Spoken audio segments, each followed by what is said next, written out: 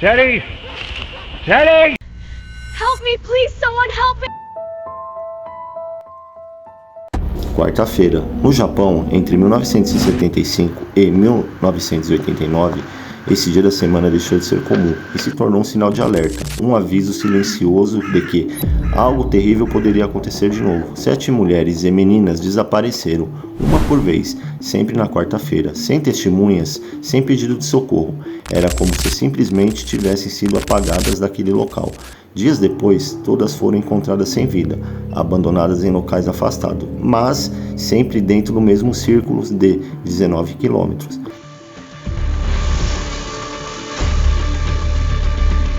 Era como se alguém conhecesse aquela região, melhor do que qualquer um, como se tivesse jogado um jogo macabro.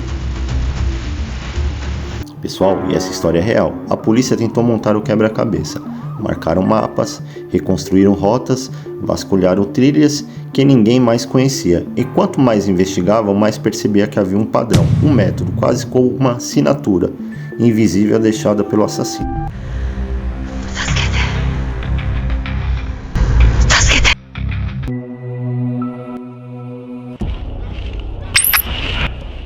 Teddy, come on now! Teddy! Wednesday Strangler case developments continue to unfold as authorities intensify their search effort. 連続殺人事件の容疑者が特定されました。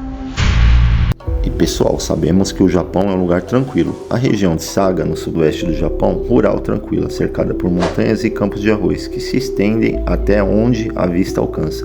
O lugar onde as portas permaneciam destrancadas e a vida seguia em um ritmo lento e seguro.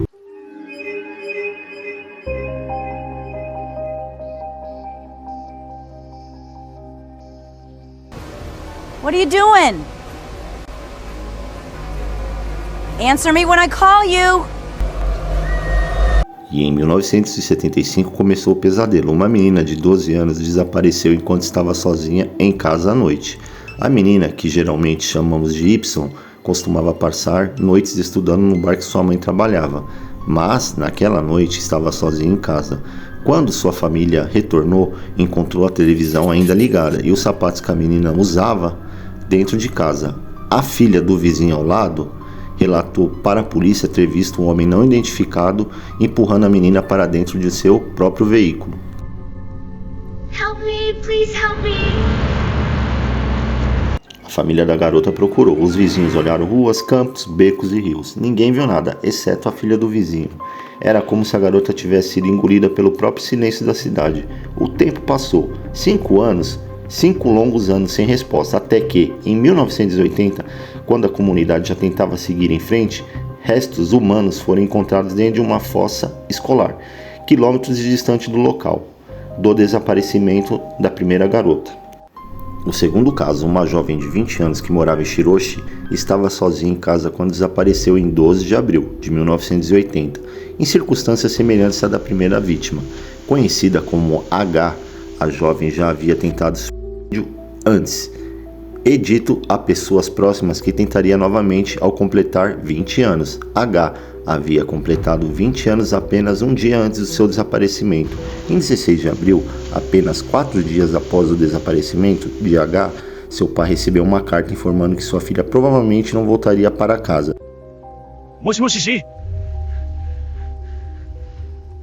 E esperava que ela e o pai também sofressem. Posteriormente, o pai de H recebeu vários telefonemas pedindo que não comentasse o desaparecimento da filha em programas de televisão e que não mostrasse nenhuma foto de H, a única vítima da lista que desapareceu em um dia que não seria quarta-feira.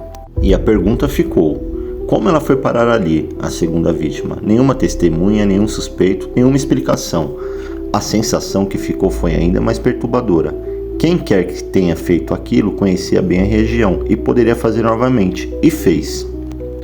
E 27 de junho de 1980, 2 corpos foram descobertos em uma fossa séptica, ao lado de uma escola primária em Shiroshi.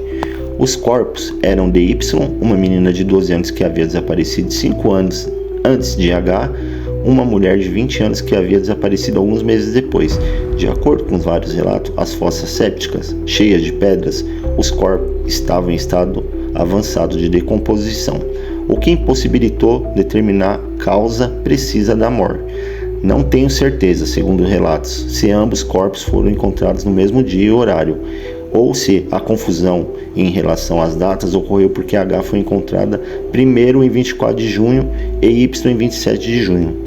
A polícia começou a trabalhar firmemente no caso. Um homem foi posteriormente preso sob suspeita de ter cometido os dois assassinatos, mas foi liberado sem acusações, por falta de provas. Em todo caso, há rumores sobre a ligação entre esse homem e as duas vítimas, alguns afirmando que ele frequentava o bar onde a mãe de Y trabalhava, que foi a primeira vítima, e o outro um rumor alegando que ele estava namorando a H. Só para reiterar, esses são rumores, mas o que a gente vai ver agora indicará o suspeito desse caso.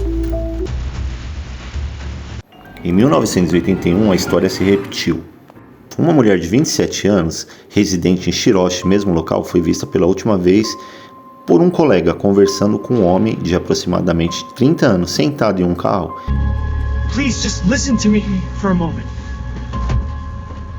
Este é o último avistamento conhecido da terceira vítima com vida. Alega-se que a terceira vítima havia faltado ao trabalho por 4 dias antes de seu desaparecimento e em seguida disse a pessoas que estava cuidando de sua mãe doente.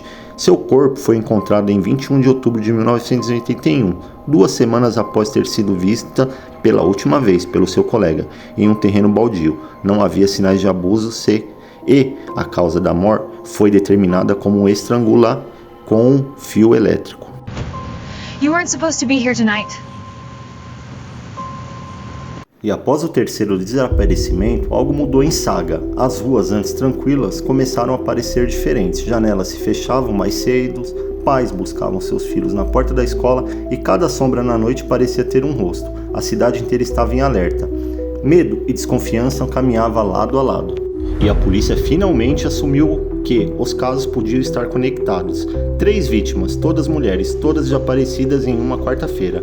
E havia um detalhe que começava a surgir em relatos de moradores. Um homem desconhecido, sempre visto, próximo às cenas antes dos desaparecimentos, alto para os padrões locais, entre 30 e 40 anos, aparência comum, o suficiente para se misturar, mas presente demais para ser coincidência. Em 17 de fevereiro de 1982, quarta-feira, uma menina de 11 anos referida como A estava voltando da escola para casa quando foi estranha em Kitaga. Seu corpo foi encontrado nu, da cintura para baixo, com a mochila escolar ainda presa às costas. Várias testemunhas relataram posteriormente que um homem na área que dirigia um carro branco tentou sequestrá-la, mas no mesmo dia do desaparecimento de A, uma estudante do ensino fundamental foi levada por um homem desconhecido, mas foi libertada porque chegou a chorar e gritar. Help me, please, someone help me! E a próxima vítima foi em 8 de julho de 1987, quarta-feira. Uma mulher de 48 anos, referida como H, desapareceu após receber um telefonema que deixou visivelmente perturbada.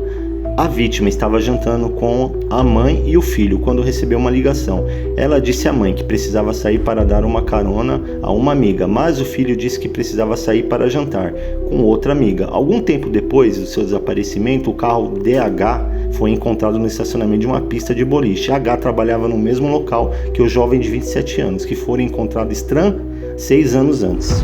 Pessoal, 7 de dezembro de 1988, quarta-feira, uma mulher de 50 anos desapareceu em Kitaga, depois de sair de casa para jogar vôlei.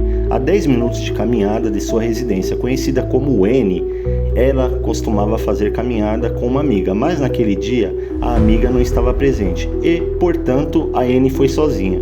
Testemunhas relatam ter visto N conversando com uma mulher sentada em um carro, mas a polícia nunca conseguiu identificar a mulher. Uma semana após o desaparecimento de N, seu marido recebeu um telefonema que foi gravado por um policial. E pessoal, décadas se passaram. O assassino pode ter morrido, pode ter fugido, pode ter vivido o resto da vida como um cidadão comum, mas a verdade é que ninguém sabe.